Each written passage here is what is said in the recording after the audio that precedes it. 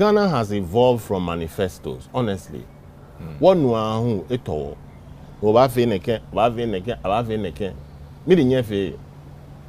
Meaning fear. No. You understand what I mean? Yeah. And this goes to all the parties that I have seen become assumed governments in this country.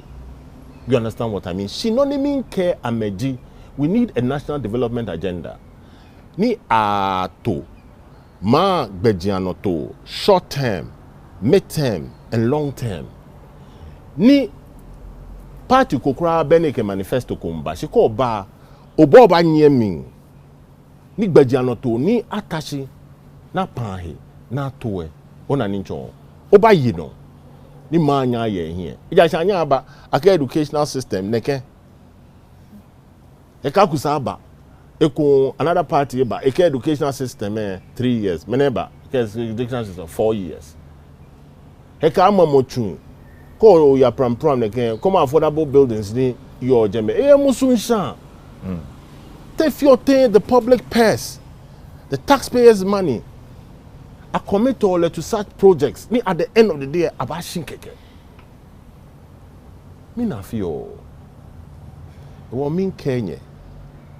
Me, cheji me. Ingla biye, in favor politics. Inke politics besane. She mean Kenya, akeshin. You have a responsibility to Ghanaians.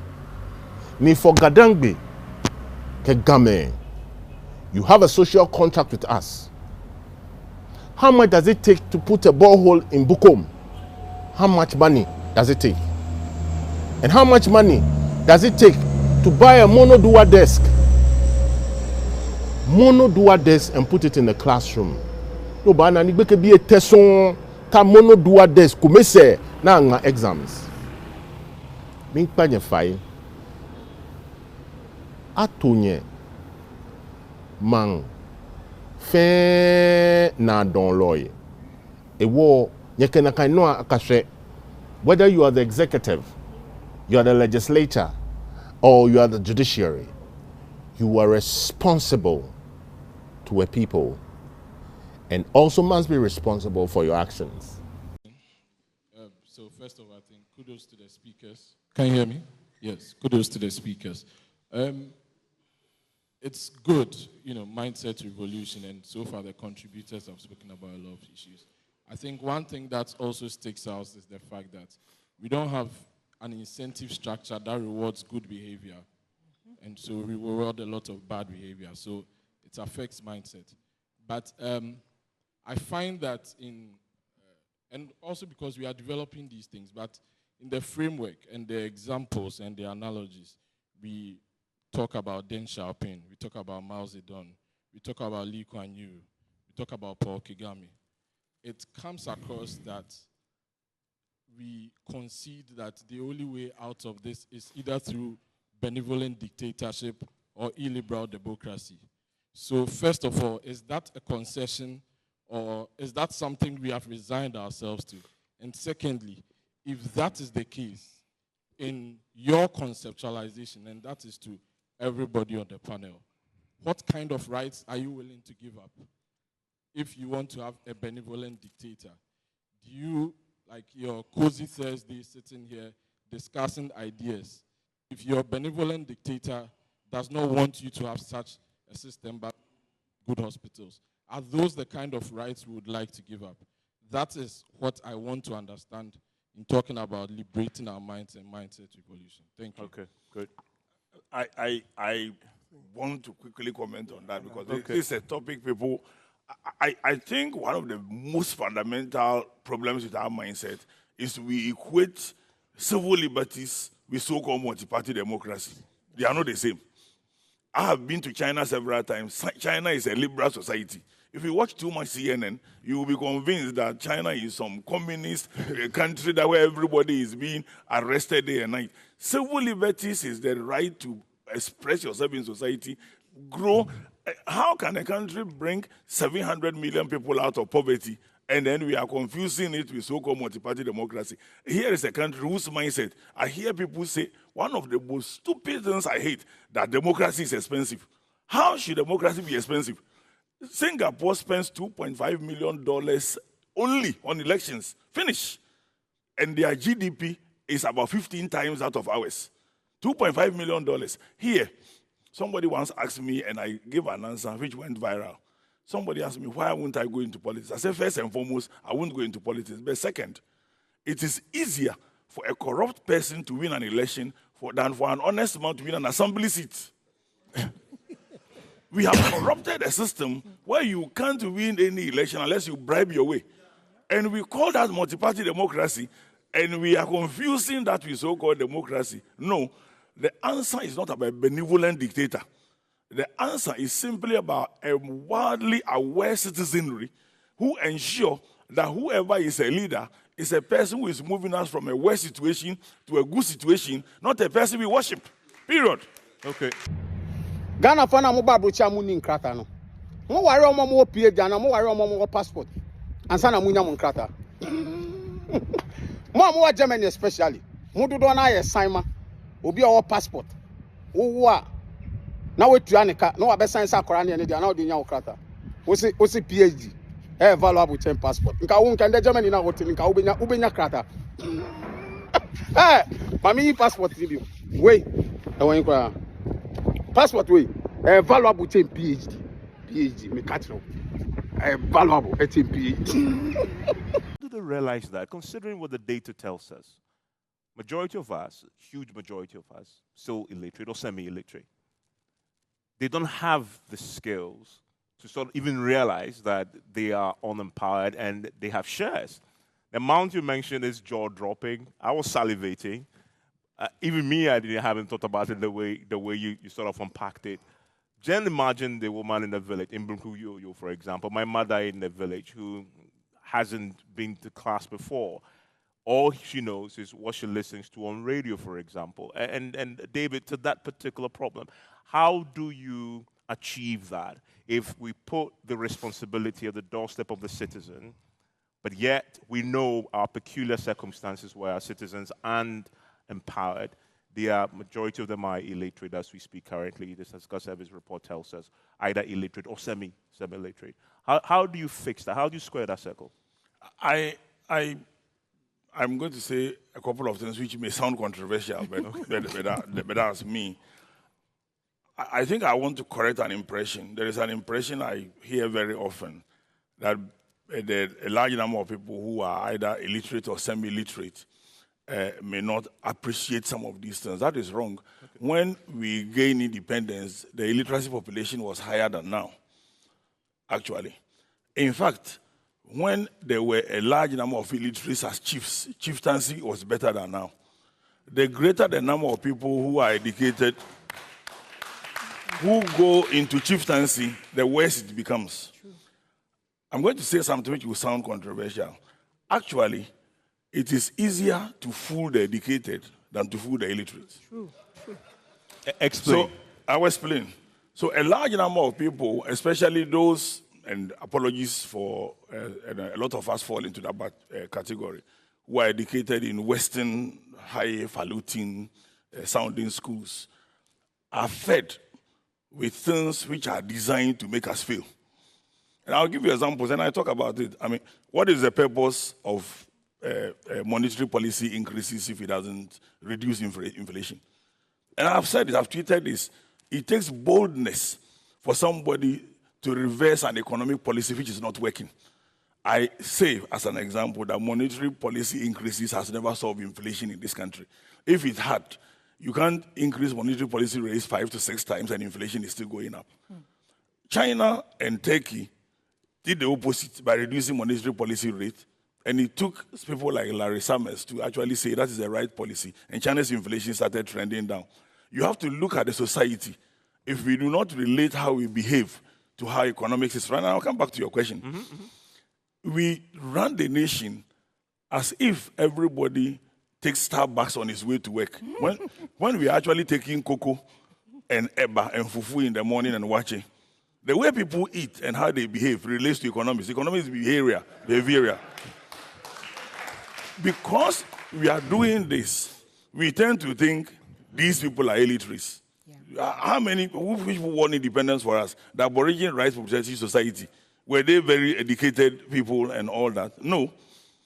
When it comes to election, the same politicians go to every single village and they're able to explain the messages to these people.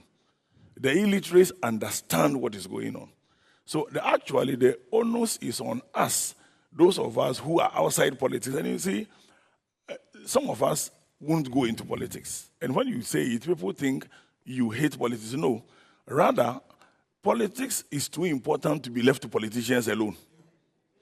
It's too important to be left to politicians alone. And because all of us cannot go into politics, and because those of us outside politics are the majority, it is on us to educate everybody, literate or illiterate. He's talking about Wanshe. If you actually speak in Chi, they can explain these things to you in basic language. And of course, you are talking about language. And once we get the entire people to understand just the way they understand the policies of politicians to vote for them, that way, the masses will have the real power. At the moment, what is happening is that because we are not educating them, and unfortunately I must blame the media as part, which he also did, because you are not educating them, we tend to confuse the power of the people with the people in power. Yeah. It is important to reverse by educating them, and I agree with her completely on that. It's not about being literate. It's about educating everybody. And therefore, it might affect our political chances, so let's shut it down. What led to the liquidity crisis? He refused to pay us. He paid others. He refused to pay our contractors. And they thought that maybe if they paid the money would come to me. And I've been telling people everywhere, that money, it doesn't belong to me. It belongs to customers. I've even said before, in writing to Jubilee House, that if you don't want to pay me, let's sit down and agree who is owed and pay them directly. Pay them directly. What is left, you give to us. Why wouldn't they mind us? Why would they even don't want to talk to me? Why? Why? And this thing, look, after Mr. Oforiatta sent his memorandum to cabinet, you know, that according to what I'm holding here, cabinet did not agree that they should collapse GN Bank. Let me read to you what cabinet said. It says, cabinet at its 36th meeting held on Thursday, 19th July 2018, considered a report of the Cabinet Committee on Economic Matters on the above memorandum submitted by the Minister for Finance. The memorandum requested Cabinet to consider and approve the revocation of the license of GN Bank as it was found to be in distress and unable to meet the new minimum capital requirement. However, Cabinet resolved that the Minister of Finance and Bank of Ghana should continue to engage the shareholders and management of the bank on the way forward so as to ensure confidence in the ongoing banking sector reforms in the country. I would be grateful if you could take action on the decision by Cabinet. And this was sent to the Honorable Minister for Finance and to the Governor of Bank of Ghana from Cabinet. So what happened? Who decided not to comply with the decision made by Cabinet? Who? What the Cabinet say? Even Abuja even without the passport, just living in Abuja, Ghana PhD. Ghana BBA, nye PhD. BBA. No, you can't say BBA. BBA. No. BBA. No, you can't say that. BBA. No. Abrocha sitina no. Yes in Ghana BBA. It's never possible. Oh, Ghana nipa team. So nipa team be omunye nipa. Nipa te Ghana omunye nipa. Wo te Ghana wonka nipa ho. How? So nim say BBC sesi a onwa Ivan Satamels. Owu ye autopsy report about wanting ye president ni see o de koye no. Into moment Ghana o me dey. Na say yebu aboa knaman esene wo say me nim player akro me nya football fans a or United Kingdom ne kra I think say kra no fro nempa wo say wo ne wo kra na tifi o pet no nti o fro nempa ye yi na if you no camera so bo ho big player pa o Ochini trying to and also no tone trans I don't do about from I think say so we Jan and I kakra gu na iso so don so camera no ma ye reading who say ne waye na aboa no ofie no ye chi ne de ne kotum ka ye bono no antimi amabo bi on say ne okra ana say wo pet ane no ofie no obi tunu ne kraman etifie sa komade no one say no afa ba polo bi no ye na bono no an finish. Okay, yenko nipa so e. Ye bekum nipa sen wo Ghana. Won ti se Ghana mpenfo aha o mama mo kasa. Ei. Zion, Kroma. Nipa ba ko hwede ne nkwan. Wo de yenko US. Hwe US wo mo state ba ko kra so ne Ghana bebre. Ma obi ngu wo honom na kwan ofas wuye no. Ya ade bi amfan se na me nipa bi negligence so ana se yi Joe Biden be ba bontia be ka se ya hwe okra ba fo. Did you hear of the Akosumo Dam spillage? Me pa just to score political points. No, even individuals score, not even just individual. No, Ghana, Zion. Adi bi ebesi o man mu bia no. Yenya na ye hwe ye hu. Wo de opa mejanto baby boko na obi ti ice water. Ya to ato. Na. Kase you funny. Wo de opa ma accident yesi. Bra ai taxi na obi awu. Na wo na ya nkase ye nipa ni film ni ya nkase ye twitwa. But ambulance wa hefa bibi ebesi Ghana bia omanmana na ha omo obi ato amena bi omanmana na beko be ha sei o de opa ejina ma bibi nsisisi a first in patcho say ambulance na say efre na ida say police beduru jana na so oduru hanom na omo baya na police to aso oba ba be hwe ama na nyina yeden atoye ye dwene nipa ho ye be hwe we say be ade na si no nipa me say tanka bia mu na to obekọ na nipa gu ho na we afa ne rubber na wo twene ade penfo wo manum say ye be nka ade ni si ne si ye be twa na police fo aba na o mani o chiretro hey o mo bia ma. David, you know, the politicians don't fear you and I. They fear the masses, those who have the large number of votes. And that is why I believe that you and I and all of us should try and educate the masses. The greater they are, and we should forget about whether they are literate or not. The more they are educated, the more their minds will change. In 2006, I think it was October 13th, I had a very rare privilege of sitting in a room just like this with Link and you alone on the stage. 2 hours of no holds barred. Anybody could ask a question. And I've said this several times. When he died, I tweeted about it. The rare occasion of meeting Link and you for 2 hours. If you sit in front of Link and you for 2 hours, you never leave the same person again. True. And you leave the room thinking you want to find a cutlass and cut our leaders into pieces. Because it looks like we actually stopped thinking. Yeah. It looks like we consciously stopped thinking. Yes. Because and this mindset thing is a very, very serious, issue that we need to deal with.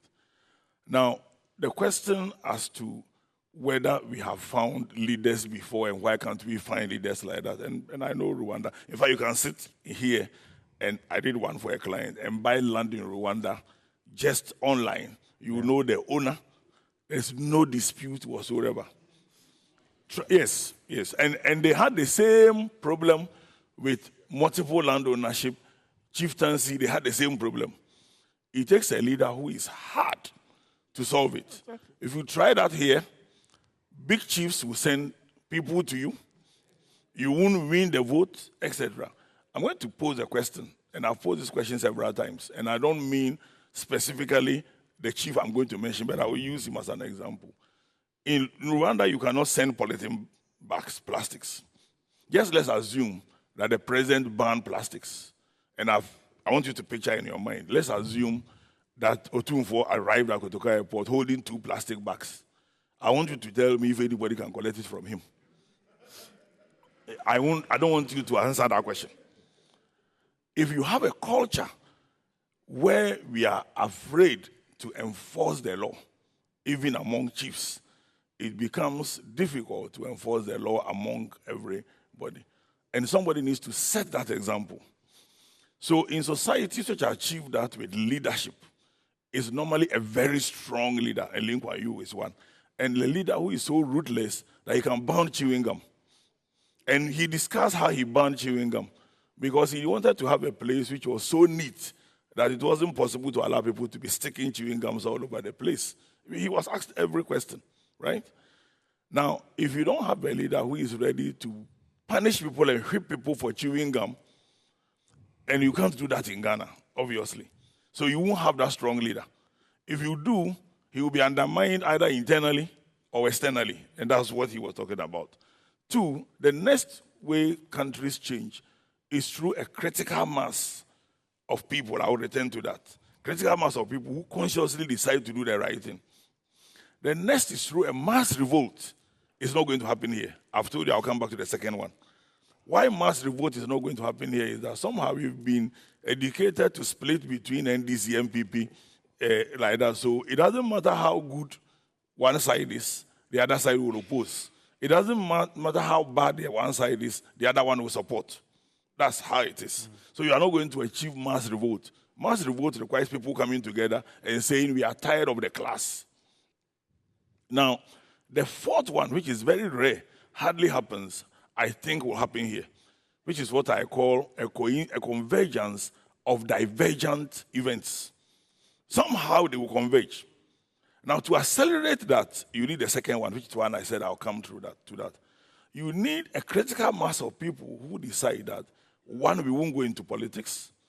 2, we will constantly talk about the right thing. And let me give you an example. What if Evans led a situation where you called all the media together and say, for this week, we are only going to focus on mindset change.